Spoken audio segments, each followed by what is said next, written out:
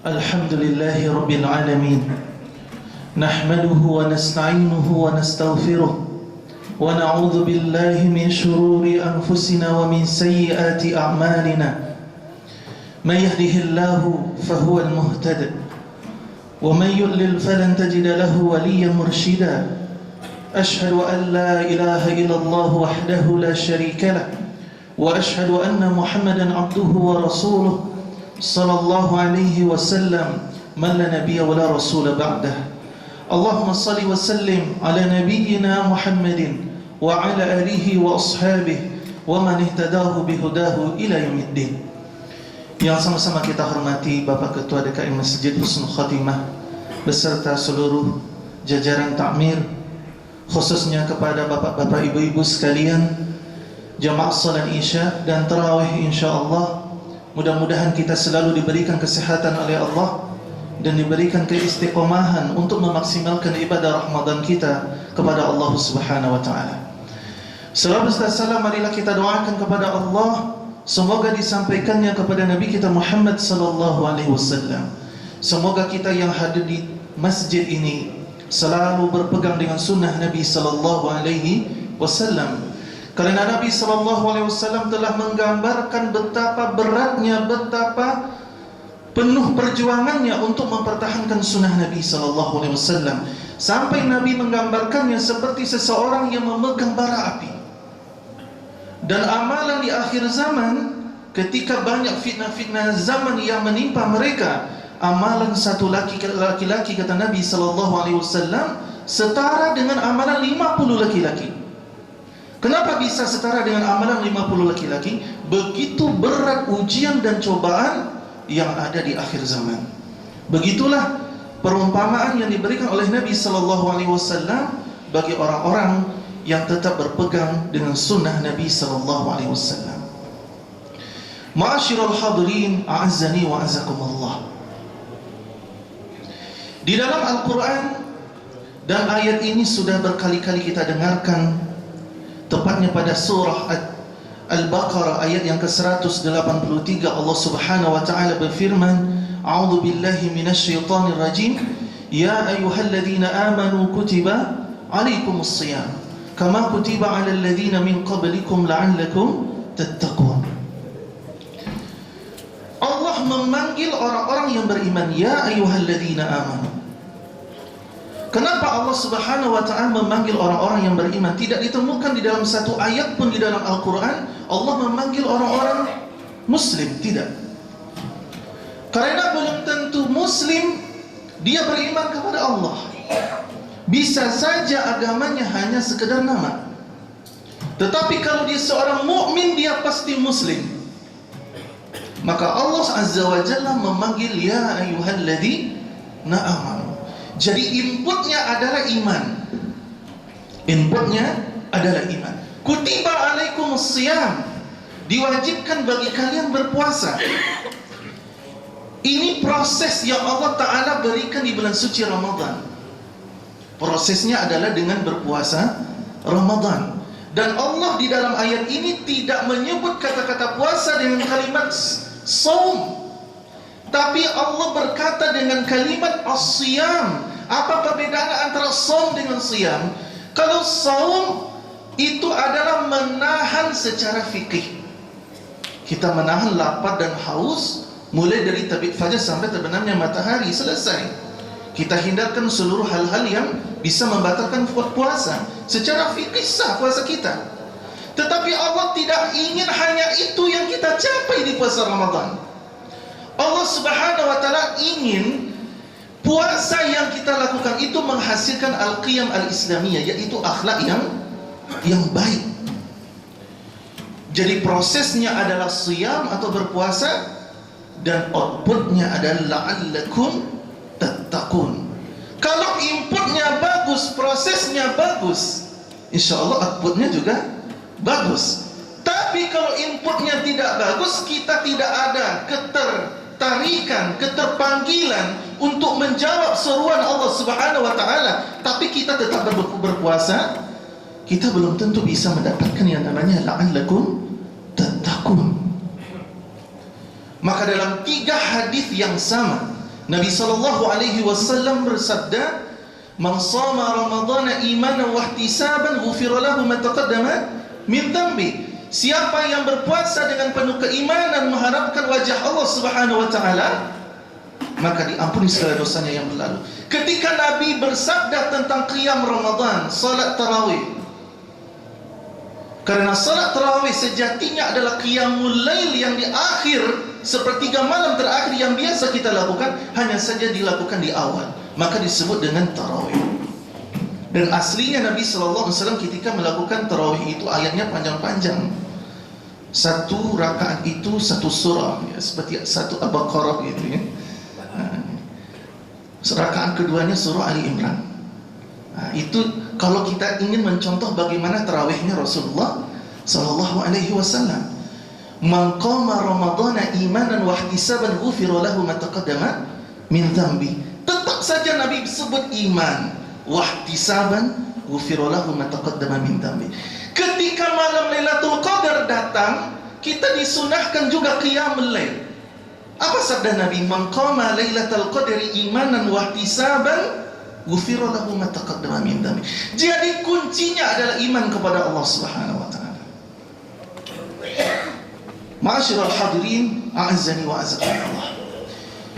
Jadi Allah melatih kita selama kita berpuasa Ramadan ini. Kita dilatih oleh Allah Subhanahu wa taala untuk memiliki akhlak yang baik. Ibnu Qayyim itu sampai menyebutkan rahimahullahu taala, ad-dinu kulluhu khuluq. Agama itu muaranya semuanya adalah akhlak yang baik. Salat yang kita lakukan, puasa yang kita lakukan, zakat yang kita lakukan, haji dan umrah yang kita lakukan, sejatinya melahirkan akhlak yang baik. Faman faqaka fil khuluq faqaka fid din. Siapa orang yang tidak memiliki akhlak, kata Ibnu Qayyim, maka dia seakan-akan tidak punya agama sama sekali. Sekalipun dia puasa, sekalipun dia salat, sekalipun dia zakat dan segala macam, melakukan ibadah-ibadah yang lain.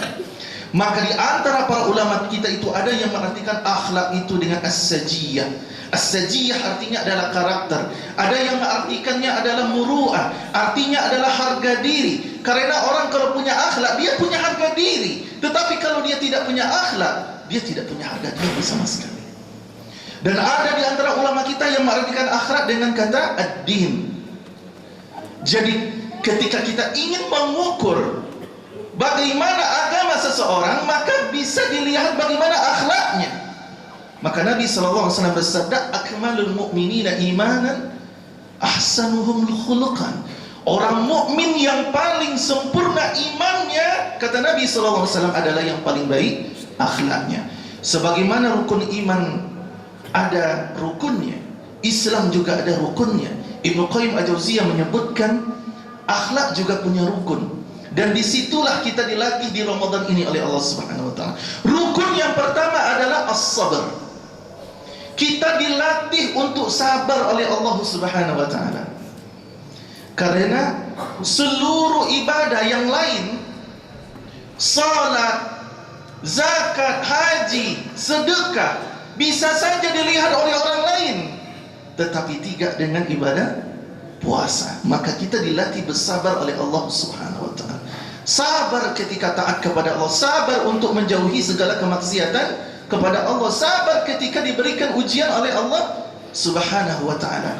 Karena apapun yang kita hadapi dan kita masih taat kepada Allah Azza wa Jalla, maka kita selalu berada dalam kebaikan.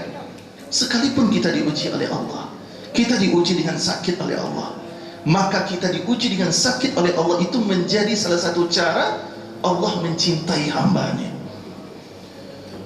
Jadi itu yang pertama, rukun akhlak, yaitu sabar. Kita dilatih oleh Allah Subhanahu wa taala untuk bersabar. Bagaimana pahala puasa yang tidak bisa diwakili dengan nominal apapun? Kalau salat jamaah bisa 27 kali lipat, kalau sedekah 700 kali lipat, kalau membaca Al-Quran 10 kebaikan setiap hurufnya. Tetapi tidak dengan puasa, tidak ada nominal yang bisa menggambarkan pahala dari Allah. Demikian juga dengan sabar. Di dalam surah Az-Zumar ayat yang ke-10 Allah Subhanahu wa taala berfirman, "Innama yuwaffas sabiruna ajrahum bighairi hisab." Kami sempurnakan untuk orang-orang yang sabar, kata Allah, pahala mereka tanpa ada satu angka pun yang bisa mewakilinya. Saking besarnya pahalanya. Wa basyiris sabirin, kata Allah. Maka berikanlah kabar baik kepada orang-orang yang sabar. Kemudian rukun akhlak yang kedua adalah yang disebut dengan al-iffah. Menjaga diri. Bagaimana seluruh anggota tubuh kita ini, mata, telinga, tangan, kaki, dan organ-organ yang lain tidak bermaksiat kepada Allah. Apalagi ketika kita sedang berpuasa. Ada seorang ulama yang bernama Abu Syuja', Al-Qadhi Abu Syuja', salah satu imam besar dalam mazhab Syafi'i. Beliau umurnya sampai 150 tahun. Matanya masih sehat, ototnya masih kekar, badannya masih sehat. Muridnya bertanya, "Ya imam, apa rahasianya engkau masih memiliki tubuh yang sehat sampai sekarang ini? Lebih dari 150 tahun umurnya." Apa kata Abu Syuja'? Yang kitabnya menjadi rujukan fikih mazhab Syafi'i dan diajarkan di berbagai macam pesantren dan ma'had di seluruh Indonesia. Apa kata beliau? Ketika aku remaja dulu, ketika aku muda dulu, organ-organ yang ada di tubuhku ini tidak pernah bermaksiat kepada Allah Subhanahu wa taala. Ketika aku menjaga seluruh organ tubuhku untuk tidak bermaksiat di masa mudaku, maka di usia tuaku aku dijaga oleh Allah Subhanahu wa taala. Allahu akbar. Ketika kita bisa menjaga organ tubuh kita, tidak melihat hal yang diharamkan, tidak mendengar hal yang diharamkan, tidak berkata yang diharamkan, tidak melangkah kepada tempat yang haram, tidak mengambil sesuatu yang haram, maka akan berpengaruh kepada jasad kita. Inilah yang disebut dengan iffah. Kemudian yang ketiga, rukun akhlak yang ketiga, dan kita dilatih di Ramadan ini oleh Allah Subhanahu wa taala, yaitu asy-syaja'ah, keberanian. Seorang mukmin, seorang muslim, dia harus berani dalam kebenaran. Apalagi menyuarakan kebenaran di hadapan pemimpin yang zalim. Karena Nabi SAW bersabda, salah satu jihad yang tertinggi adalah menyebutkan atau menyuarakan kebenaran di hadapan pemimpin yang zalim. Dan syaja'ah ini mengajarkan kepada seorang muslim bagaimana dia tegas dalam kebenaran dan tegas untuk menghilangkan segala kemungkaran. Ketika kita melihat sebuah kemungkaran baik di keluarga kita, di lingkungan kita, kita tidak boleh hanya mendiamkan. Karena dalam hadis Abdullah ibnu Umar, Nabi SAW bersabda, ada 3 orang yang tidak akan dilihat oleh Allah Azza wa Jalla pada hari kiamat. Salah satunya adalah ad-dayyuth. Para sahabat bertanya, siapa ad-dayyuth ya Rasulullah? Ad-dayyuth adalah seorang suami, seorang ayah, seorang laki-laki, ketika dia melihat istrinya, putrinya, atau anggota keluarganya melakukan kemungkaran, dia hanya diam. Tidak ada aksi, tidak ada respon, tidak ada kecemburuan untuk merubah kemungkaran yang ada di dalam keluarga tersebut. Itulah yang disebut dengan ad-dayyuth. Jadi di zaman sekarang ini, yang takut istri atau sama suami, istri atau suami yang takut sama istri. Ya, ada kalanya istri takut sama suami, tapi ada kalanya suami juga takut sama istri. Akhirnya dia tidak memiliki keberanian sedikit pun untuk merubah kemungkaran. Kemudian yang terakhir yang disebut dengan al-adl, rukun akhlak yang keempat yang disebutkan oleh Ibnu Qayyim adalah al-adl. Adil bukan hanya memotong sama panjang, menimbang sama berat, bukan hanya itu yang disebut dengan adil. Adil dalam syariat adalah meletakkan sesuatu pada tempatnya. Maka di situ nanti ada namanya al-wala, ada al-bara. Apa yang disebut dengan al-wala? Mencintai orang-orang yang beriman. Siapa orang yang beriman yang harus kita bela? Siapa orang yang beriman yang harus kita sayangi? Kita harus merasakan penderitaan apa yang mereka rasakan. Dan itu menjadi barometer keimanan. Ketika saudara kita di Palestina mendapatkan kezaliman, tetapi kita masih memakai produk Zionis, maka iman kita dipertanyakan. Kemudian disebut dengan al-bara. Siapa orang-orang yang harus kita tinggalkan? Siapa orang-orang yang tidak boleh kita jadikan sebagai penolong, menjadi sebagai pemimpin? Kalau orang tersebut jelas-jelas sudah pernah mendurhakai Allah dan Rasulnya, zalim kepada kaum muslimin, zalim kepada ahlus sunnah wal jamaah, tentu kita tidak boleh membelanya. Sekalipun sekilas dia membela kaum muslimin, tetapi kita harus ingat, kalau dia melakukan kezaliman kepada orang-orang yang berada di dalam sunnah Nabi SAW, maka orang tersebut tidak boleh kita bela. Maka ini disebut di dalam Islam atau akidah dengan al-qaidah al-wala wal-bara, dan ini menjadi barometer keimanan. Siapa yang harus kita bela dan siapa yang harus kita tinggalkan. Jamaah yang dirahmati oleh Allah Subhanahu wa taala. Karena terbatasnya waktu kita, sebagai penutup kultum kita pada malam hari ini, Allah Subhanahu wa taala berfirman, hatta idza jaa ahadahumul maut, ketika datang kematian kepada mereka, orang-orang yang sudah wafat di makam mereka itu, mereka berkata kepada Allah, qala rabbirji'un, ya Allah kembalikan kami ke atas dunia ya Allah, la'alli a'malu salihan, supaya aku bisa memaksimalkan, bisa beramal ya Allah, yang dulu aku lalaikan, salat yang aku lalaikan, puasa yang aku lalaikan, sedekah yang aku lalaikan, haji dan umrah yang aku lalaikan, birrul walidain yang aku lalaikan.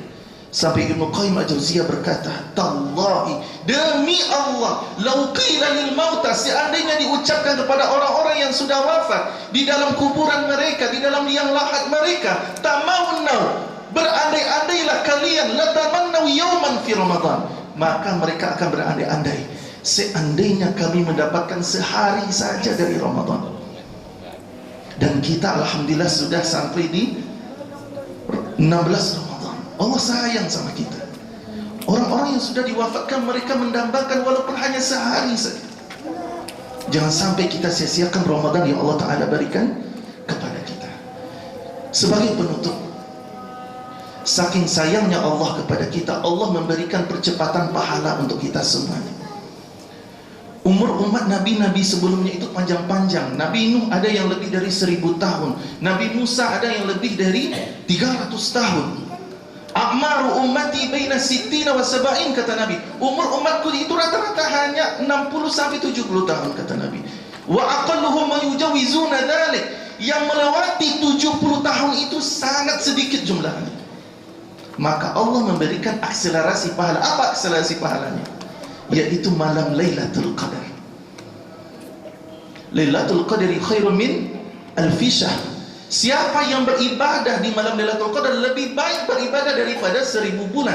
1000 bulan sama dengan 83 tahun. Seandainya kita berdoa kepada Allah, kita diberikan 10 kali malam Lailatul Qadar oleh Allah Subhanahu wa taala. Amin ya rabbal alamin. Seakan-akan kita hidup 830 tahun. Kalau kita diberikan 20 kali malam Lailatul Qadar, kita bisa mengungguli umat-umat Nabi sebelumnya. Sekalipun umur umat Nabi itu pendek-pendek, hanya 60 sampai 70 tahun, badannya kecil-kecil, sering sakit-sakit. Tapi saking sayangnya Allah, Allah memberikan percepatan pahala untuk umat Nabi SAW.